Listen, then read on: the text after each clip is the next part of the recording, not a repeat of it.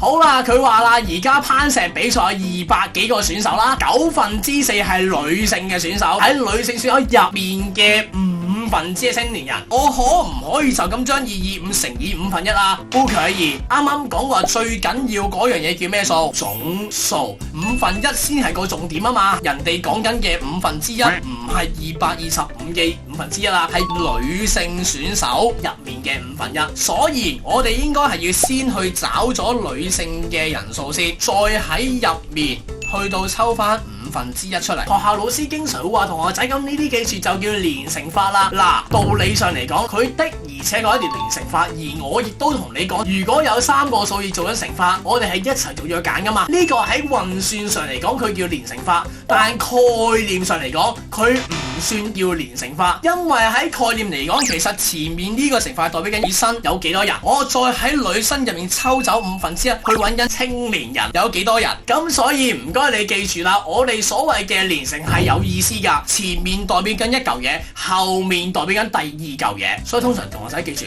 做嘅時候呢，諗唔掂寫啲中文字出嚟幫自己消化，去到考試嘅時候監住，撳個掣先，諗好咗出嚟，好似阿拉丁神燈咁，即係捽個神燈，同佢仔有咩幫到你啊 ？OK， 我唔可以咁飄出嚟噶嘛。咁所以唔該你記住考試時候你要學識自救，點樣救啊？咪好似我咁樣咯，寫啲中文字出嚟，又或者畫下啲圖去自己諗下啦。所以成日同你講，你唔明個概念，點解咩叫唔係連乘法？點解咩叫中文啊？你大家要知道就咁解。咁所以答案出嚟嘅時候咧，就會叫做20人。